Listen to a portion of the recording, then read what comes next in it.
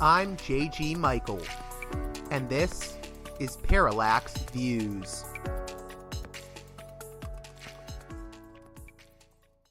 Hey there, Parallax Views listeners. On this edition of the program, we'll be hearing from regular guest in his, basically at this point, monthly visit to the show, James M. Dorsey of the Turbulent World blog.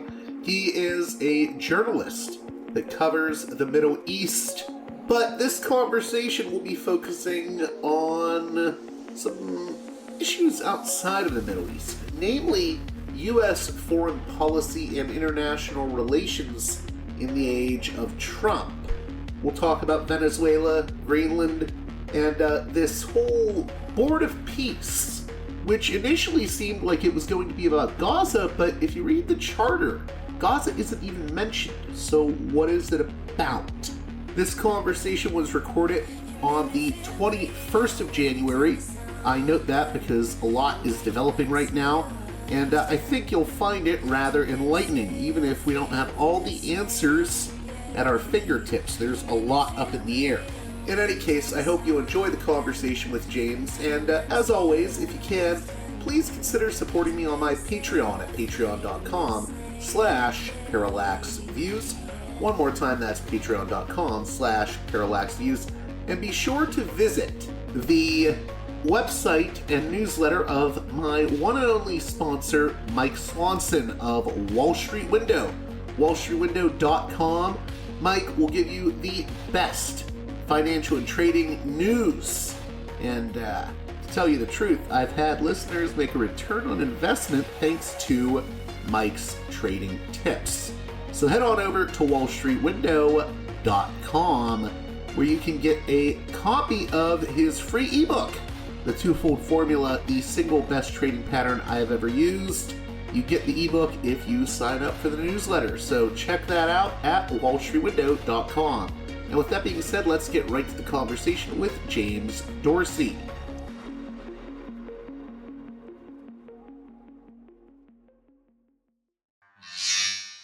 Welcome back to Parallax Views for his regular visit on the program. James Dorsey of the Turbulent World blog. How are you doing in these very turbulent times? You know what they say about journalists. The worse everybody else is, the worse off everybody else is, the better off a journalist. So I know that your focus is sort of on the MENA, Middle East, North Africa, but I think that what's happened in the past month with both the capture or abduction of Maduro, this Venezuela operation that the Trump administration undertook, and what we see with Greenland now, and also the sort of fallout from that with the Prime Minister of Canada basically saying the U.S. rules-based order is like dead. I think all of this will connect to the Middle East in some way. I mean, I think it, you know, we live in this rapidly changing world. How is the Middle East going to be affected by all of this? Well, in a sense, you could argue, and I've been arguing that in a story I published yesterday, and again in a story that I'm going to publish tonight, that the Board of Peace is a catalyst. So if you go back and you think about what the Board of Peace was supposed to do, it was supposed to be a transitional authority that would run post-war Gaza until Palestinians took over governance of the Strip. That's not what the Board of Peace is today. So when you get the signing on Thursday at the World Economic Forum in Davos of the Charter of the Board of Peace, that's a very different charter. In fact, it doesn't mention Gaza. It essentially speaks about a institution that would be permanent and that would rival the United Nations peacekeeping efforts, which are the globally endorsed efforts. With other words, it's the beginning, in principle, of an alternative structure of the world order. And in many ways, it's an autocrat's dream. All power is centered in Donald Trump as chairman of that board. Now, he is as chairman of that board as the president of the United States, as long as he is president. But the charter leaves open, or suggests even, that he could remain the chair of the Board of Peace even after his presidential term ends. Now, I think what you're seeing, or what you're certainly seeing, is up until now, it's been a relatively meager group of countries that have formally agreed to join this board. And they are expected to pay $1 billion each if they want to have a permanent seat on that board. And who sits on the board is ultimately exclusively Donald Trump's choice. Where you're seeing the resistance, where you're seeing the resistance to the board is from the Europeans. And that's both a function of the broader issues the Europeans have with Donald Trump at this point, but it also has to do with that very autocratic structure of the board, as well as the positioning of the board as an alternative multilateral organization instead of the United Nations. And Trump, with his remark that the United Nations isn't functioning, has reinforced that notion. So you get the combination of a board of peace with a charter that doesn't mention what it was supposed to mention, and articulates goals that were not discussed, coupled with Venezuela and the legality of the apprehension of Nicolás Maduro, the president, and his wife, irrespective of what you think of Maduro and his wife. And you get the potential showdown that we may see over Greenland. And yes, it's all interconnected. In some ways, you could argue, not only is it interconnected, but at this point, the Europeans are the spearhead of whatever resistance there may be to Donald Trump's plans. So if we could, because I feel like we may have jumped in the deep waters very quickly there for some audience members. If in they the Middle don't, East, you always jump into deep waters. that's true. So this Board of Peace, though, was initially meant to basically be a proposed international body intended to oversee the reconstruction of Gaza and promote global stability. I think Jared Kushner was also involved as one of the founding executive board figures. But it sounds like this potentially isn't just about Gaza anymore. Well, okay, let's go back to the history. Right. The history is Donald Trump came forward with a Gaza ceasefire plan. That plan had two or several phases.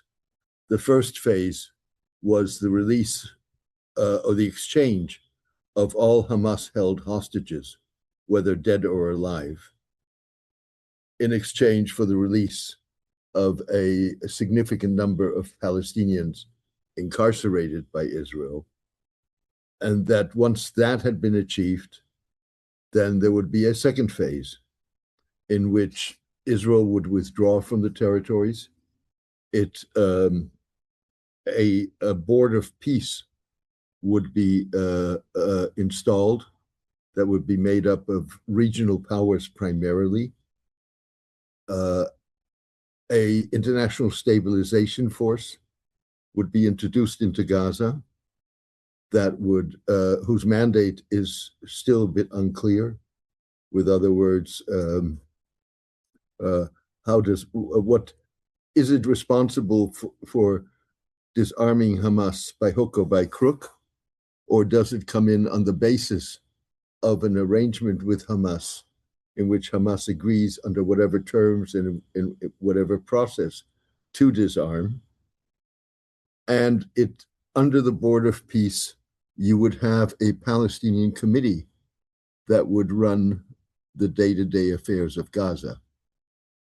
Now, what you have today, or what you're now getting, is the inauguration or the signing of the Board of Peace's charter this week.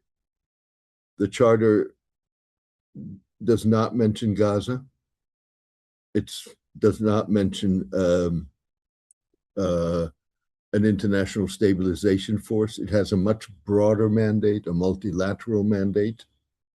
And what you have is a three-tiered, envisioned three-tiered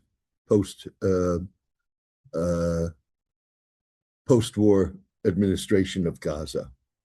Now, the first tier is the Board of Peace. You have 3 Arab states that have said they will join: Bahrain, Morocco, and the United Arab Emirates. It's highly likely that Qatar and Turkey will join. And then you have an assorted 4 or 5 states, Kazakhstan, Paraguay, a couple of others, who will join. Tellingly, Benjamin and many leaders have been invited.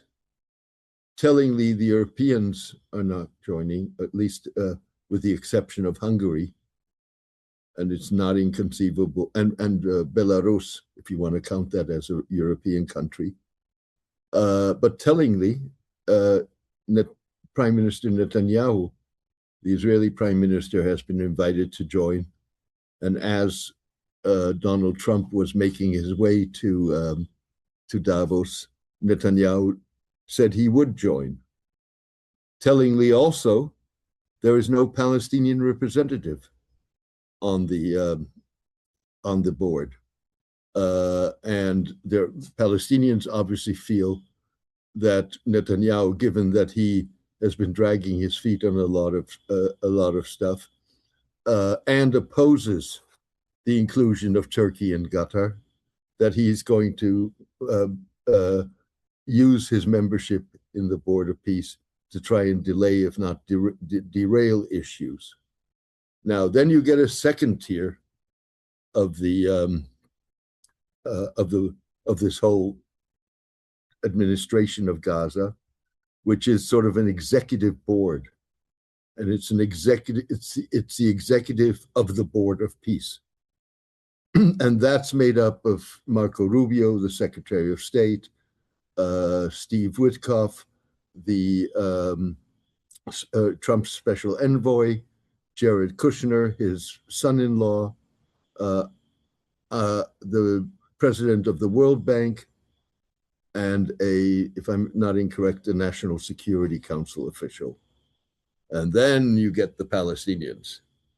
And that's a technical committee that is supposed to run the day-to-day affairs of Gaza. With other words, ensure that there's a distribution of goods and services.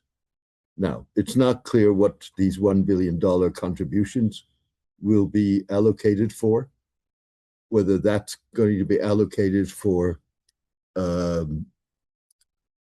reconstruction of Gaza.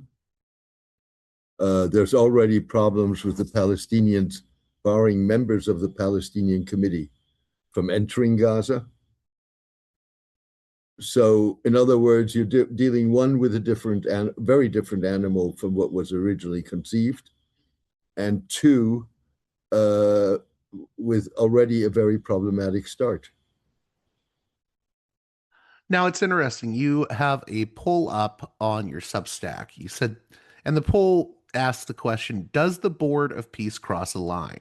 And the options you left are yes, no, board challenges the world order, the board is not about Gaza, and then Gaza has no alternative. I'm wondering why you framed it with these options and where you stand on this. Well, I hope that's not too loaded, but no. In terms of the 3 options, forget the yes or no. I think all are correct. In other words, fact of the matter is, Trump's Gaza ceasefire plan is the only game in town. The alternative is no ceasefire, and we go back to a situation in Israel does what it wants. Does it cross a line? In my mind, it does, in the sense that it lays down a gauntlet in challenging the current world order. Now, you can argue that Trump has already done that with multiple steps, including Venezuela, including his concept of dominating the Western Hemisphere, in terms of when he was asked, I believe, by the Washington Post, he said there was nothing that restricted him except for his own moral judgments. His a foreign policy that is based on coercion and on intimidation and on the principle might is right, I think challenges the world order. So yeah, in that sense, I think this is a major development. The consequences of the degree to which it succeeds and the consequences of this approach, in part we've already seen, but there's much more to be seen as we move forward. How important is what has happened in Venezuela and the apprehension of Maduro? Because I think this is basically Trump saying, the idea of international law doesn't seem to matter at all. I mean, look, the comparison for the apprehension of Maduro is, of course, Noriega in Panama. But those situations were very, very different. I believe you wrote a whole article about this too. Yes, I did indeed, and I covered Panama, the invasion, and in fact, I covered the run-up in the couple of years before that of Panama, and the year after. So Panama was very different. For one thing, you had U.S. military bases in Panama, which you did not have in Venezuela. You had a popular revolt going on. There were protests. So Venezuela was very different. But, the fact that you simply can violate the sovereignty of a country and apprehend the president and transport him to the United States to face U.S. justice raises very complicated issues.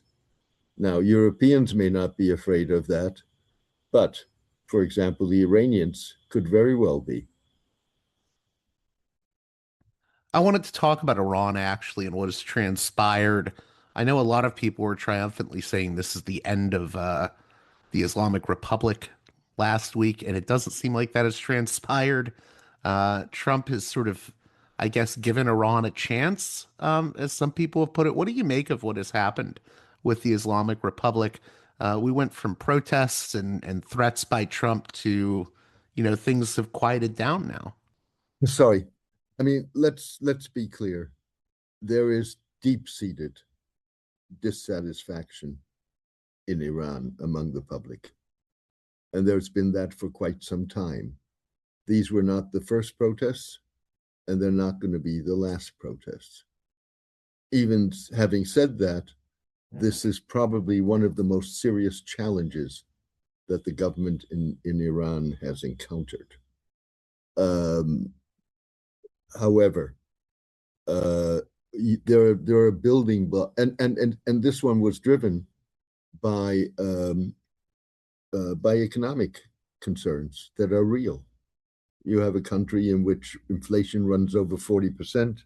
If the currency has collapsed by 90%, people can barely make ends meet, and that's what took them to the streets. And as we frequently see, those kind of protests driven by a particular concern often evolve into becoming much more political. And the longer they take place, the more that's going to happen. And that's what we saw in Iran. Now, I think there's one other aspect to this, and let me be clear: these were genuine, Iranian protests inspired by Iranian concerns. There was no foreign involvement in sparking the protests. But you've had a brutal crackdown by the government, in which supposedly some 3,000 people were killed. But you also had 100 or more than 100 Iranian security officials killed. That's a significant number. And what makes it, what makes the notion that, at least in the violence coming from the protesters' side, there may have been foreign interference. I mean, you've had unprecedented, in my mind, Mossad, the Israeli Foreign Intelligence Service, on the official X account of the Mossad's Farsi-speaking spokesperson, say, "We are on the ground. We are with you." I was going to say real quick as well, we had in the U.S., Mike Pompeo was on X, thanking the Iranian protesters and then saying, correct, as well as the Mossad on the ground correct, beside them. Yeah, correct. So you had the Mossad saying it essentially. You've had Israeli ministers saying it. You've had the diplomatic correspondent of Channel 14, which is the most pro Netanyahu television station in Israel, actually saying we're supplying firearms. And then you've had various statements by prominent Americans, whether that's former Secretary of State and former CIA Director Mike Pompeo, Lindsey Graham, and various others. So, in other words, there's circumstantial evidence that that the Israelis may have had an involvement, not an involvement that should call into question the legitimacy of the protesters and their genuinity, but that does raise the question whether Israel was trying to provoke a situation in which things would escalate to a degree that regime change would be possible. Now, keep in mind, for regime change, you need to have a number of things. Protests help, but you also need a split within the Iranian security and military forces. And there is no split, at least no public split. What I do think is that ultimately the protests are going to lead to some kind of change. It's not going to be a radical change of the regime. It's going to be change from within the regime. That may not be a sudden and overnight change. It could be gradual change. But you will see change. And which way that change goes and what it produces is anybody's guess. In other words, do you get an Iranian government that follows the Venezuelan approach and seeks some sort of accommodation? Keep in mind that the government and the supreme leader are in a catch-22. They need to structurally address Iran's economic problems. To do so, they need sanctions relief. And for that, an arrangement with the United States, with the Trump administration, is necessary. Now, the problem is that Steve Witkoff has laid down what Iran would have to do to come to a deal with the United States. And some of what he wants, for example, ballistic missiles, is something that no Iranian government, whether Islamic revolutionary or post-Islamic revolutionary, would be able to agree on, because that's the core of their defense. Now, obviously, the other alternative to the Venezuelan approach is a much more hardline government.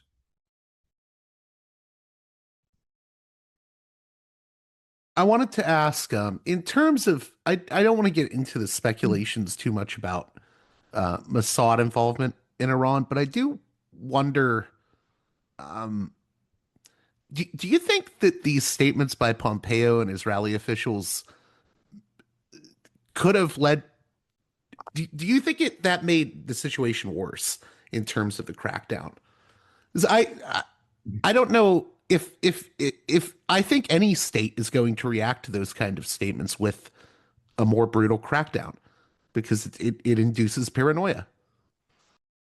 Look, I think that the paranoia may have been there even before. Yeah. Go back to first of all, you've had for several years, if not more, Israeli targeting certain Iranians. You've seen a series of Iranian nuclear scientists being killed in Iran and elsewhere. What you saw certainly in the two instances where Israel retaliated during the Gaza war against for Iranian attacks, pinpointed intelligence that they were operating on. You saw the degree of the infiltration of Iran by Israeli intelligence with the killing of Ismail Haniyeh, the leader and the negotiator for Hamas, who was in Iran at the invitation of the Iranians to attend the inauguration of President Masoud Pezeshkian. And you saw the degree to which Israel knew what it was doing during the last June's 12-day war. So the paranoia was there. It's not even, and it's not necessarily unjustified either. No, it's not unjustified, of course. And what the statements by Mossad, by Israeli officials, by people like Mike Pompeo does, it bolsters the Iranian argument to try and, in a sense, delegitimize the protests by saying this was all a foreign plot. Can you speak a little bit more to the issues Iran faces with regards to economic dissatisfaction amongst the populace, or if people are unfamiliar with that aspect of all of this? Look, essentially, Iran's economy is a basket case. That is a result as much of mismanagement of the economy, of widespread corruption, as it is of U.S. sanctions. So for Iran to, you've seen prices shoot up, you've inflation being rampant, the money they have being worthless. So those are issues that the government has to address, which means a restructuring of the economy, which means weeding out at least a significant degree of corruption. And it means the ability to be able to access the international banking system, to be able to import goods, to be able to export goods. Obviously, Iran does some degree of export, particularly of its oil, which is its main export commodity. But all of that is done in a way that it evades U.S. sanctions. What that also means is that Iran doesn't get what the world market, the way prices for a barrel of oil. It has to discount. It also means that over time its oil facilities degrade.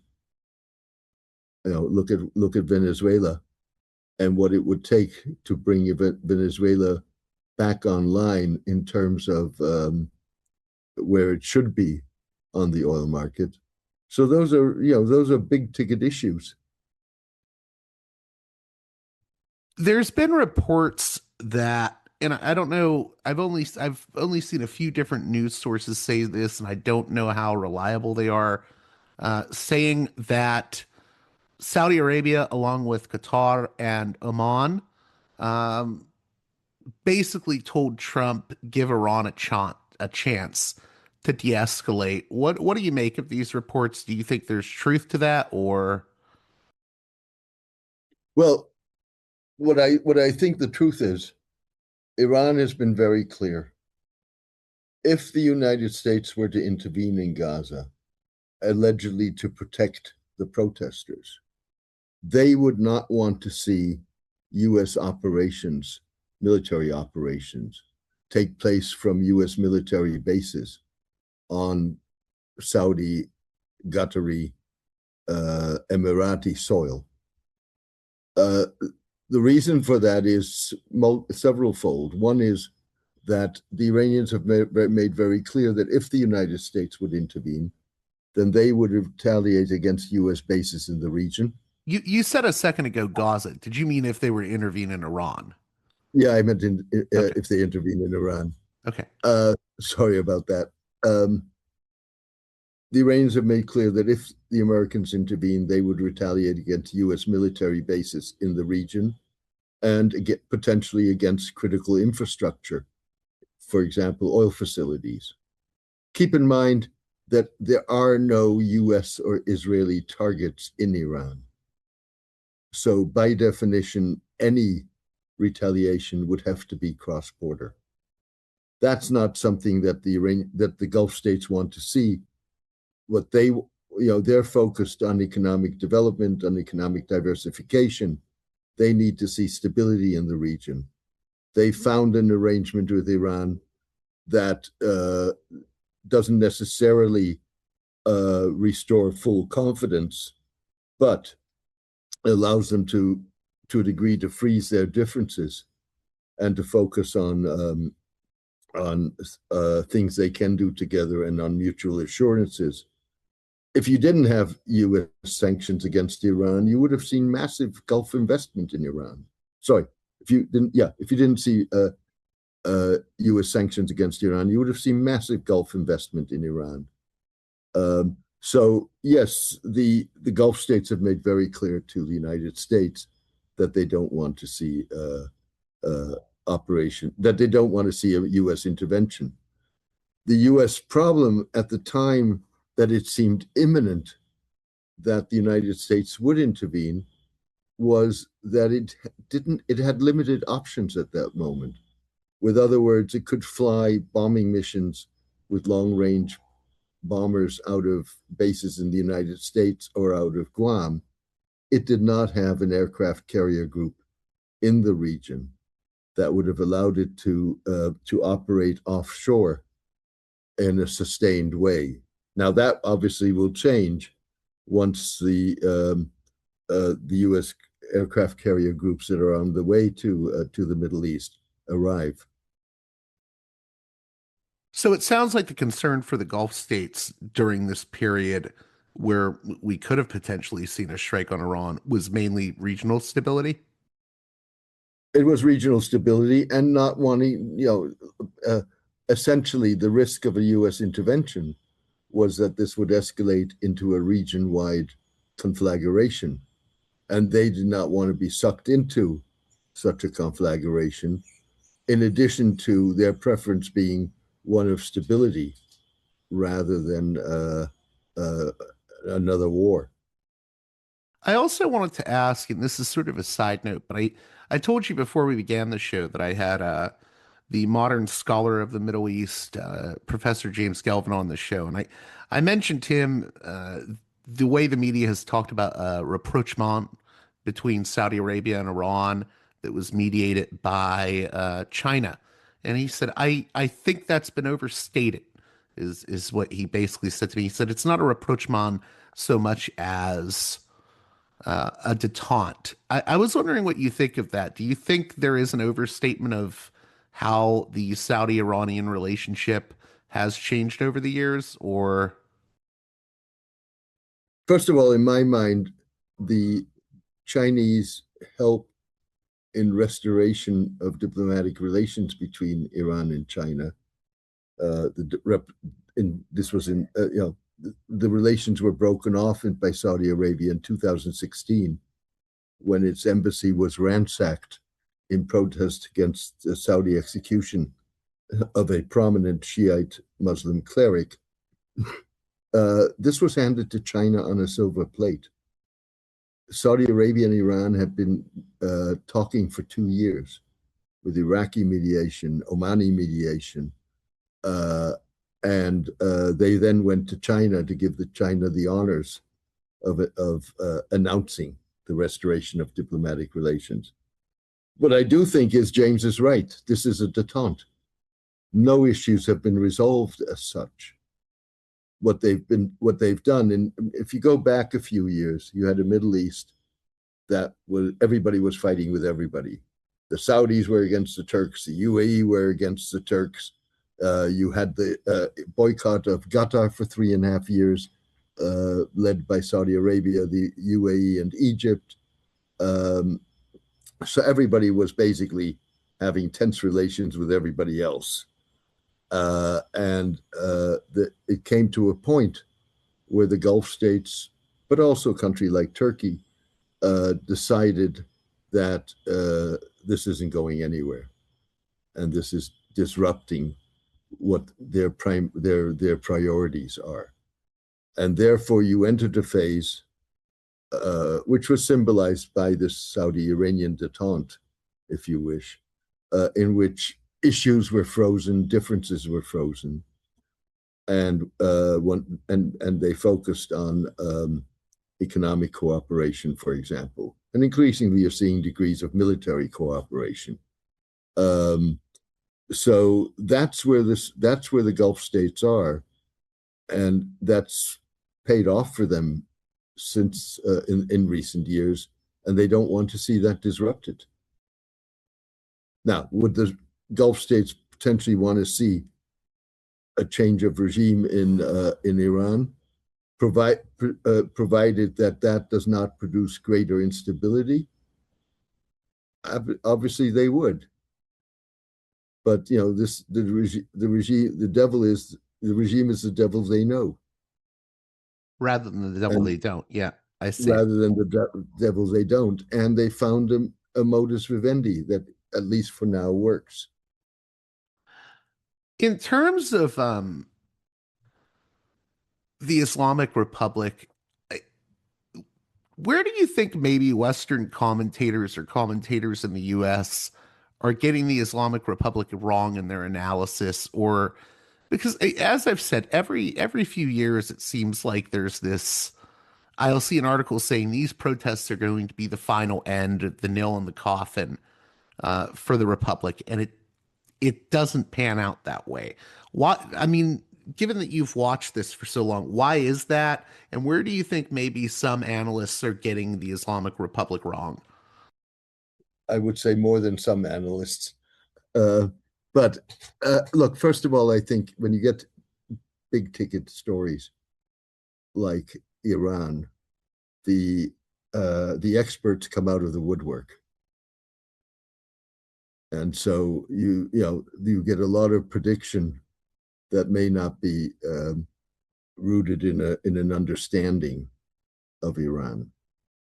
But I also think that you have another issue. You have countries like Iran, to a degree Qatar, for example, that evoke deep-seated passions. There's very little gray middle ground. You either think Iran is evil incorporated, or you think it's a revolutionary force and that's being subjugated by American imperialism or what have you. And the truth is in the middle. Iran is not an easy regime to deal with by any stretch of the imagination. And they're not nice guys by any stretch of the imagination. But there is a strong pragmatic trend in Iran that often gets beaten down by the projection of hostility that you've seen by Western states, including the United States.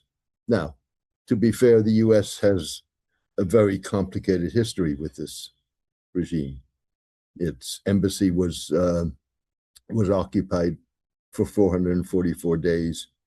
You had the 2006 attack on U.S. Forces in Saudi Arabia in the Khobar Tower.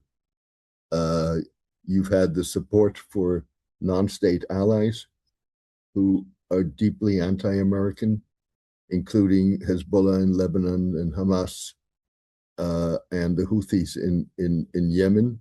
So there are a lot of reasons to be hostile against. And you've had, of course, the rhetoric on Israel, the Holocaust denial conferences that took place at a certain period under Ahmadinejad when he was president. So there's a good reason for hostility, but fact of the matter is, you reached, as imperfect as it may have been, in 2015, an agreement on curbing Iran's nuclear program that Iran religiously abided by. And it was the United States, Trump in his first term, who unilaterally walked away from that agreement. So, in other words, you've got a very complex relationship where there are multiple shades of gray that often got lost or get lost. The other thing I wanted to talk about with regards to Iran is I think there's often this conflation of the grievances and very legitimate concerns of people within Iran versus maybe the Iranian diaspora. And I don't even think the diaspora is unified. There was protests, or there was a rally in, I believe it was Westwood in LA, and one of my friends was telling me about it, and there was a truck that seemed to be affiliated with MEK that just like drove through the ralliers. So there's even that like MEK types versus pro-monarchy types within the diaspora. And I feel like all of this gets glossed over. There's the diaspora isn't itself unified on everything. And I'm not sure the diaspora and people on the ground in Iran necessarily have completely the same grievances, if that makes sense. What do you think? Am I off base here? Well, first of all, exile communities, diasporas are often divided. Iran doesn't speak with one voice. There are multiple voices in Iran. The Islamic Revolutionary Guards Corps is not a homogeneous unit. There are multiple views and thought schools within the IRGC. On top of that, you saw that in Iraq, you always have a tension between the diaspora community that has been away from the country for a long time and those that have been in the country and were the ones that really were taking the brunt of whatever was happening. If you take the case of Reza Pahlavi, the son of the deposed Shah, sure, his name was touted by protesters, at least a segment of the protesters. There were placards with his picture on them. Whether that was support for his return and the return for the monarchy, or whether this was a way of, or in the view of the protesters, an ultimate insult of the government that had deposed the Shah, I think is at this point anybody's guess. What I think is true is Reza Pahlavi has a significant support base in the diaspora. He doesn't have a significant support base in Iran. And the degree to which he has a support base is among a slice of ethnic Persians, who account for 50 to 60% of the population. More importantly, which is another reason why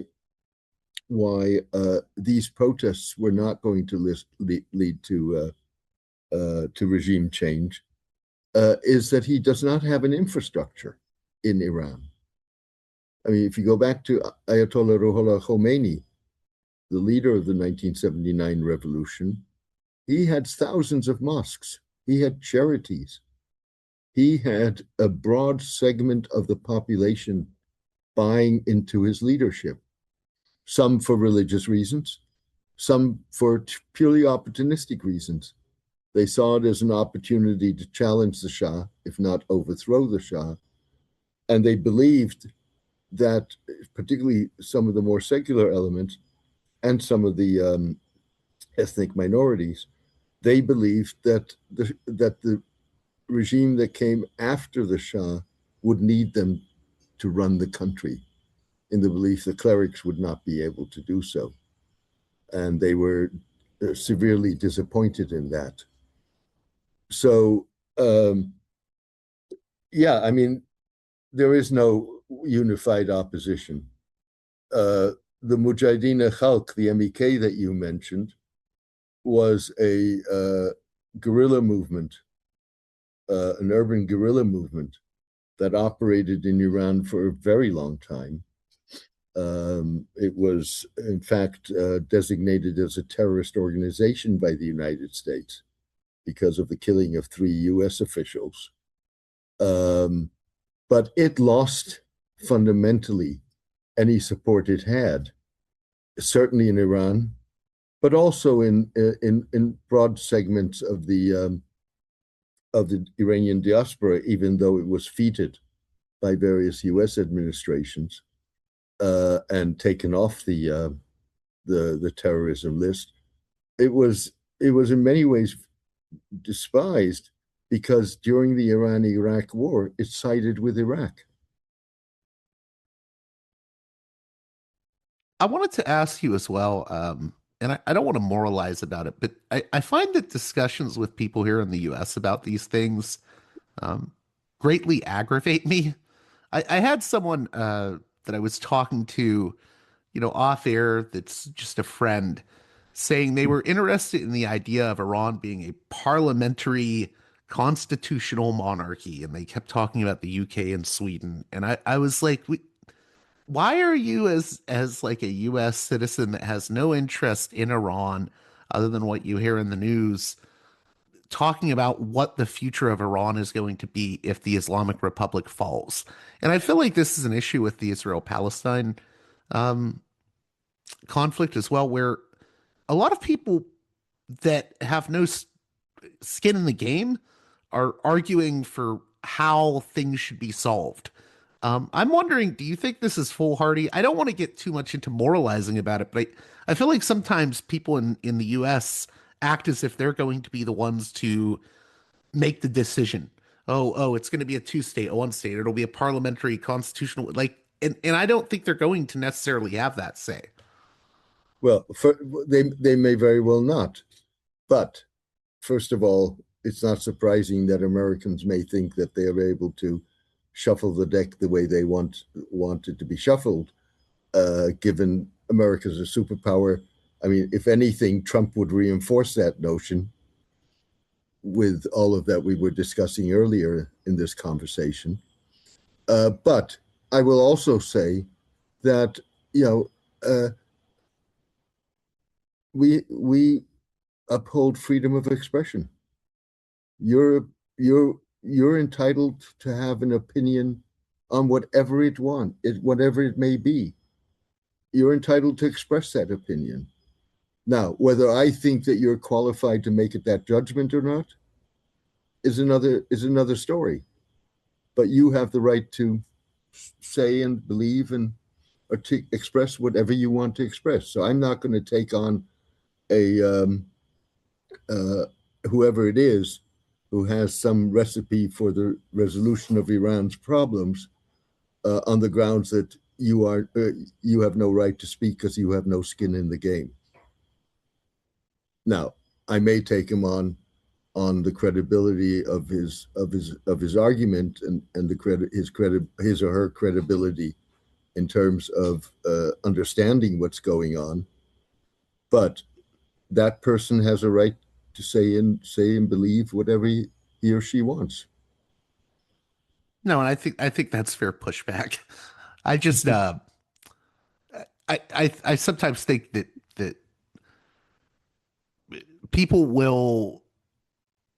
I mean, you're right. People have a right to their opinion. I just get frustrated when people that don't seem to know the region will offer their, Well, yeah. I mean, it goes back to your question about the media or the think tank world, where as I said, you get experts coming out of the woodwork.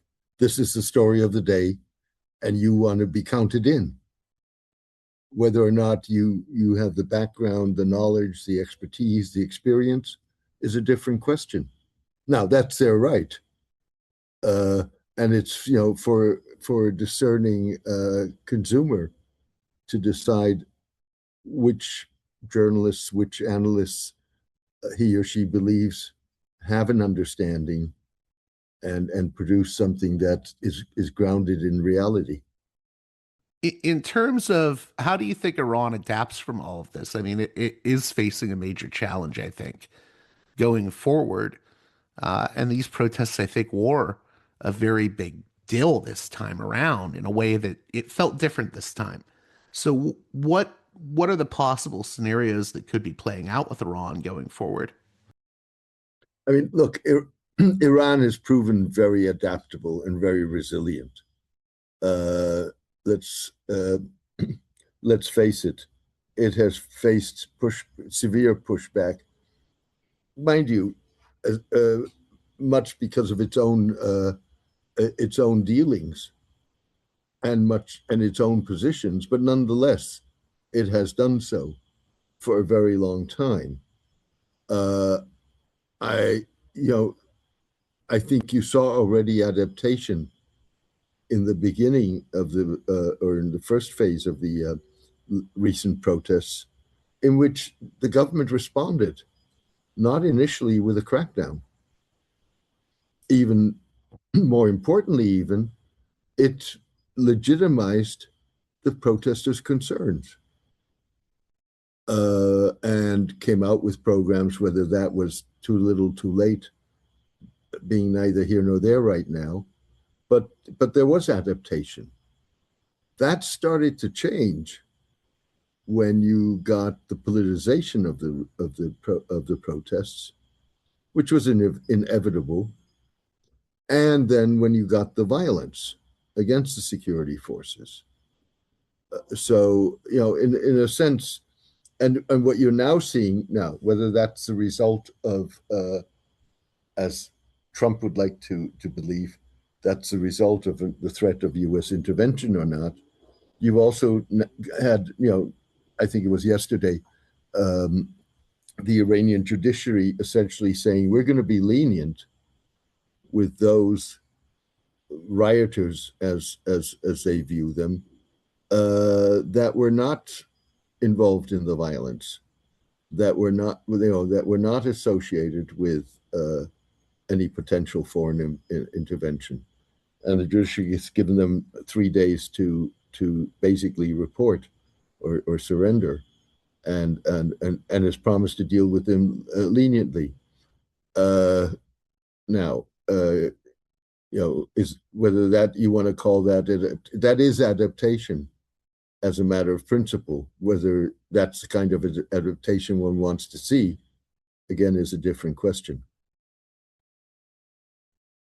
I wanted to also go back to Venezuela. You said that this is different than Panama, and I didn't follow up on that. And I know my listeners will be yelling at me if I don't follow up on that with you. Maybe you can go through what the differences are. Well, I mean, the one major difference was that you had public support. You had U.S. troops in the region. The United States, the successor to Noriega, was installed within the first 24 hours. Now, he was installed on a U.S. military facility, but nonetheless, he was installed. So you had a transition to a democratic government almost immediately. None of that was the case in Venezuela. You did not. Again, Venezuela, you had harsh repression, but you did not have the protests. There were no military forces on the ground. So, and it was also, of course, it wasn't an invasion. Panama was an invasion.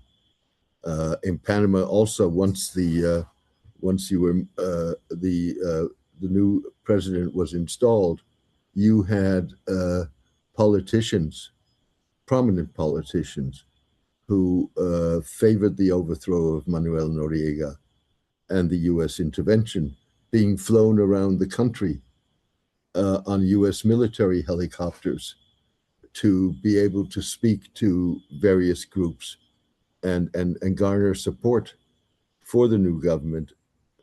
None of that was in Venezuela. First of all, you didn't have mass protests. Now, one reason you probably didn't, or a major reason why you didn't have mass protests, was the harsh, the repressive regime. You didn't have a military infrastructure on the ground. You weren't replacing the regime. You were taking out the president and leaving the regime in place. That's what I was going to say. Delcy Rodriguez is, you know, part of the party, part of the regime that Maduro ran. So it's not really a regime change in that sense. No, but in Donald Trump's eyes, it probably confirms that coercion and intimidation works. He basically sees Delcy Rodriguez and the government in Venezuela, which was Maduro's government, and Delcy Rodriguez was a hardliner, very loyal to him. You've seen her and her government basically say, we're gonna fall into line. We're gonna work with you. We're gonna.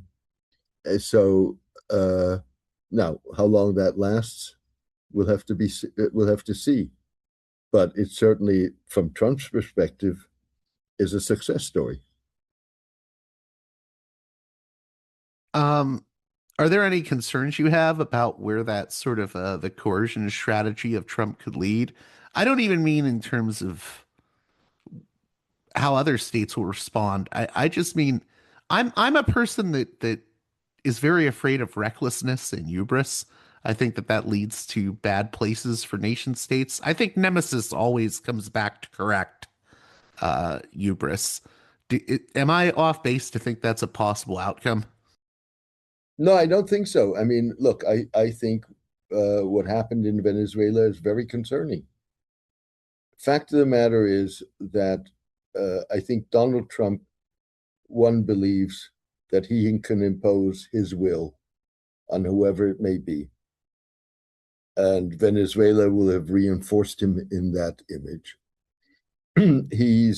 Has respect for someone like the Turkish president, Recep Tayyip Erdogan, or the Syrian president, Ahmed al-Shara, whom he sees as strong leaders, good leaders, tough leaders, smart leaders who have concentrated power in their own hands and can get things done, as opposed to European leaders, or for that matter, Benjamin Netanyahu, who are constrained by coalition politics, by democratic procedures, and by international law, although Netanyahu is not constrained by international law by any stretch of the imagination. And so you see that, play out in Syria, for example. And so it raises, if you look at diplomacy over the last year internationally, diplomacy was focused on around Donald Trump, no matter what it was about, and not getting on the wrong side of Donald Trump. playing to his narcissism, megalomania, if you wish. And I think what that has done has only reinforced those characteristics of Trump. I think what you're seeing with Greenland, and we'll see how far that goes, that the Europeans for the first time are realizing that that's not working, and that they've been pushed to a point over Greenland where they have to take a stand. Now, how firm a stand they take, I think will be clear when we have the European summit this week, and what they do with what is called the anti-coercion instrument, which would basically initiate a trade war, depending on how that instrument is applied. But it essentially would bar U.S. goods and services, or restrict the entry of U.S. goods and services into the European market. It would bar U.S. companies from participating in public tenders. You're talking about a war in one of the most important, if not the most important, trade relationship in the world.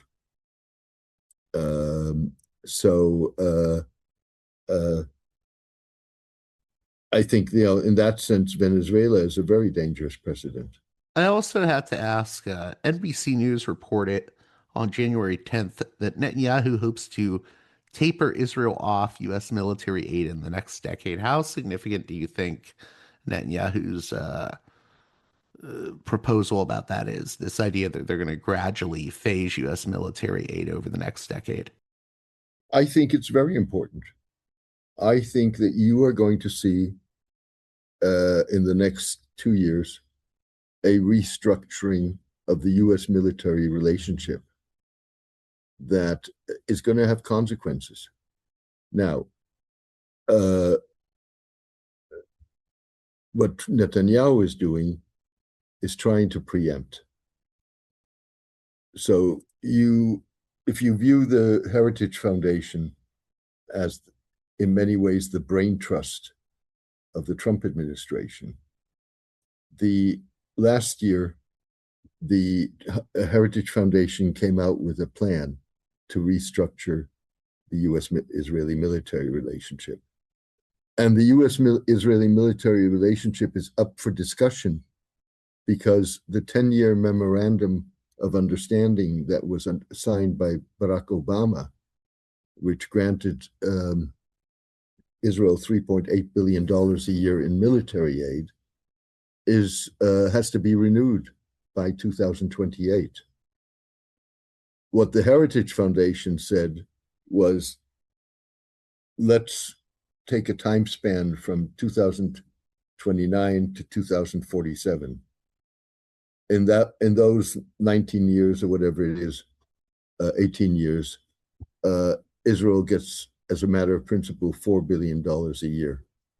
But every year, it has to increase its military purchases from the United States by $250 million. The notion being that at the end of this process, Israel would be a security partner rather than a recipient. Given the divisions within the Make America Great Trump's Make America Great Again support base, Netanyahu fears that Trump may not want to enter into an arrangement similar to the one that Barack Obama accepted. And of course, it was a mild move, but nonetheless, you had the Biden administration at one point puts limited restrictions on arms sales to Israel. I think it was the big 2,000-pound bombs, which may have been a wake-up call for Netanyahu. And you've had, since Netanyahu spoke, you've had Lindsey Graham come out, and he is either on his way to Israel or in Israel, come out and say, why wait 10 years? Let's move faster. So, I think that Netanyahu saw these trends and decided to want to preempt them before it's too late. Do you think there's also elements of the Israeli right wing that may be pushing him in that direction as well? I only ask this because I know Jonathan Pollard, who was very controversial, and I don't want to like emphasize him too much because I sort of see him as almost like a scandal celebrity figure. But I know in the past years he's running for Knesset now, I believe. But even he was sort of like saying before this, like maybe 2 years ago, oh, we need to like stop relying on the U.S. Is there an element of that amongst the Israeli right that is also playing into um, Look, Netanyahu's thinking? if you feel that you are an embattled state, which Israel has long viewed itself as, you want to reduce dependencies. I don't think that this is necessarily a question of right, left, up, or down. I mean, it's from Israel's point of view, irrespective of what government is in place, it makes perfect sense.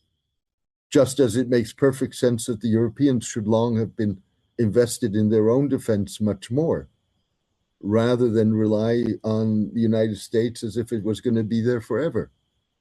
Closing out here, this conversation has been a little bit more difficult for me because I feel not just this conversation, but my conversation with everyone lately when it comes to international relations has been difficult because I feel like we're in like the parable of the blind man and an elephant, where they're each touching different parts of the elephant and they're each coming to different conclusions. And I I feel like we're in uncharted waters and I don't want to like overstate anything when it comes to what the future holds. Where do you see us as being at? Because I'm having a hard time even knowing what's going on anymore. It just feels like we're in really deep waters.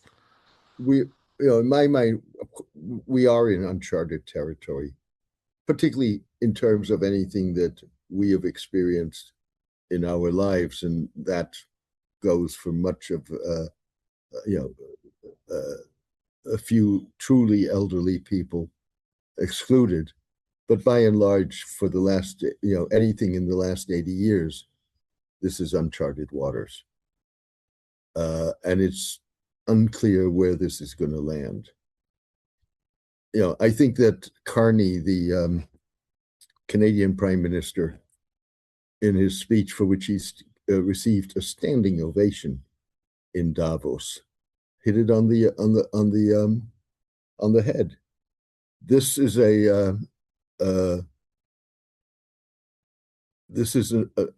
world order that is deeply troubled and challenged, in part because it was hypocritical. Well, he said it was he basically said it was based on a fiction. Yeah, I mean, but as I heard what he said, he basically said we adhered to or claimed to adhere to certain standards, but in practice, primarily because of America's definition of the rule of law, didn't adhere to them in practice, and that was going to catch up with the system at some point in time. And you now have, that's what, in part, what brings the far right to the center stage. It's what brings Trump to the U.S. presidency. And as a result, we are facing immense challenges, and it's unclear where this is going to, what's going to come out at the end of it. In terms of your approach, how do you approach it responsibly? Because I think some people are jumping to like I see people yelling we're in the opening salvo of World War III, and then other people saying, well, no, that's an overstatement. How do you what is your advice to people when it comes to discernment? Look, I don't think that we are on the verge of World War III now. I'm not saying that World War III will not occur, but I don't think that we're on the verge of it. I don't think that Trump wants a world war. Venezuela was low-hanging fruit. Who's going to do anything about it? Whether Greenland is low-hanging fruit, we're going to have to see. Western democracies certainly had double standards when it came to Gaza. Now, what happens if Taiwan becomes a true flashpoint, and you get a military conflagration between the United States and China? That's a different story. I don't think China wants a military engagement. It's been very careful not to provoke the United States beyond certain lines. I think that's true also for the United States with regard to China. So, I mean, those are the hopeful signs, if you wish. If there was any one thing you wanted my listeners to get out of this conversation, I thank you because I think you're always careful in how you frame things and talk about things. You don't try to overstate anything. But I feel like in a lot of ways we're working in the dark. So what do you hope my listeners get out of this, and where would you want to shine a light? Look, I think that there are two major dangers or threats. One is a lot of the things that we talked about in terms of international politics and geopolitics, but the other is domestic. We have seen, if you wish, what I would call the rise of a critical mass of civilizationalist leaders. And what we've seen is a hollowing out of democratic institutions. You see that in Israel. You see that in Hungary. You see that in India. You see the rise of the far right in Europe. Although, interesting, the far right now has a real problem. And that problem is Greenland. So, you look at the far right in Denmark, their leader, Morten Messerschmidt, was for the longest period, part of last year, running around with selfies of himself and Trump. Now he's criticizing the Danish government for even engaging with Trump on the issue of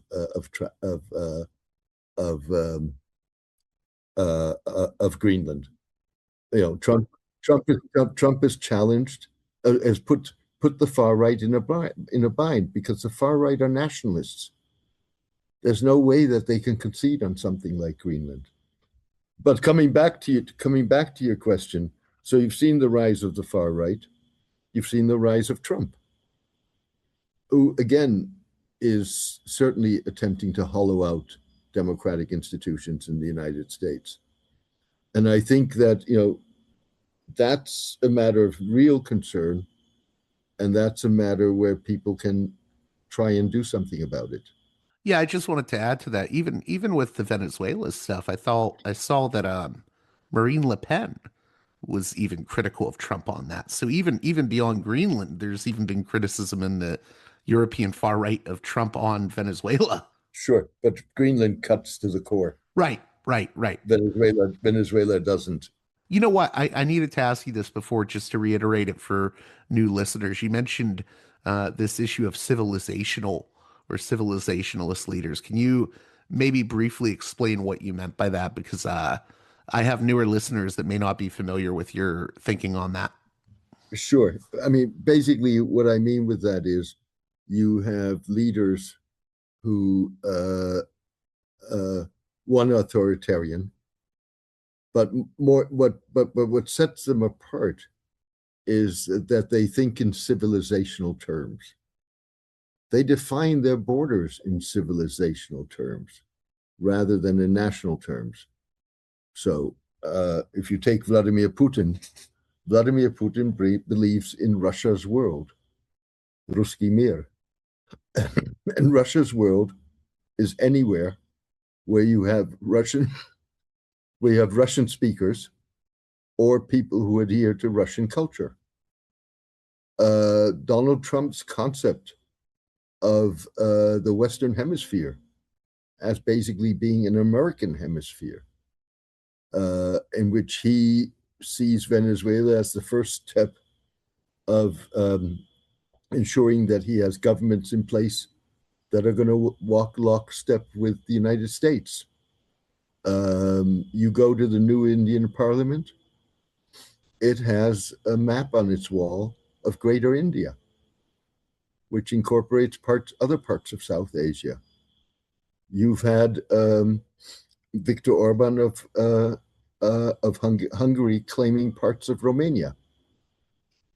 And of course, you have Benjamin Netanyahu with his vision of a greater Israel. So that's what, but the important thing is, this is not just one leader. And you can make the same claim, by the way, for Xi Jinping. Singaporeans who are 85% of ethnic Chinese origin, get very upset when China refers to them as a Chinese country. So, and I think that the rise of a critical mass of such leaders. I mean, the three largest, most important countries in the world are ruled, China, Russia, and the United States are ruled by civilizationalist leaders. And that explains to some degree why we are where we are in terms of the challenges to the system. And I also had to get this in real quick. I'm sorry I've kept you so long, but you mentioned the Carney speech at Davos. How significant do you think the trade deal is between Canada and China? Is this like a changing of the guard? Well, I think it's too early to jump to that conclusion. What I do think is that Donald Trump's tariff policies, by definition, mean that countries are going to diversify their trade relationships. At this point, the United States is not a reliable partner, and you're dependent on the whim of one man, who many perceive as unpredictable. So the fact that Carney would go off to China or wherever else, in terms of broadening Canada's trade relations, particularly given that Canada is within the orbit of Trump's civilizationalist ambitions. He recently tweeted a map which had the American flag not only on Venezuela and Greenland, but also on Canada. And he's spoken about Canada in the past as the 51st state. So, it's 1 and 1 is 2 that Carney's going to be diversifying his relationships. So I want to thank you again for coming on Parallax Views. These conversations are always insightful, but like I said, we're in uncharted waters, so I don't really know like what else can be said. But how can my listeners keep up with your work, and just plug the Substack, if you will? Sure. I would appreciate and welcome subscribers to my Substack, which is called The Turbulent World with James M. Dorsey. You can find it at jamesmdorsey.substack.com. Please subscribe. And if possible, please become a paid subscriber. Please do. That's what makes the blog possible. Yeah, and James is one of my favorite people, so please do subscribe and become a paid subscriber. We'll leave it at that. Thank you again, James Dorsey, and thank you for staying longer than expected. It's always a pleasure, JG. I enjoy these conversations.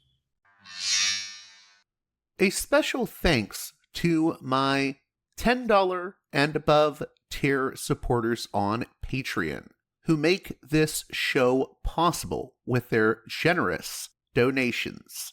Producers' credits shout out to those supporters: Aaron, Jeremy, Matt, Big Bob's Beepers, James, Enoch, David, Sadad, Tristan, Bob, Eva, Miriam, West Bank Robbery Pod, B. Lund, Transnatural Perspectives Podcast, Dan, Nick, Elliot, Fabian, Tom, Arlen, Bo, Spartacus, James, G, Jamie, Will, JC, WV, Sutra, Orc, Catherine, Darko, Nathan, Holland, Dan, Mark, Chase, Olm, Gary, Emilia, Nick, Brace, Michael, and Brian.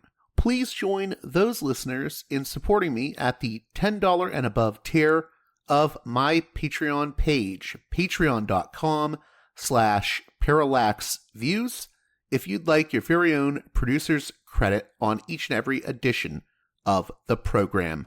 Until next time, you've been listening to Parallax Views with Parallax Views to Parallax Views with Parallax Views.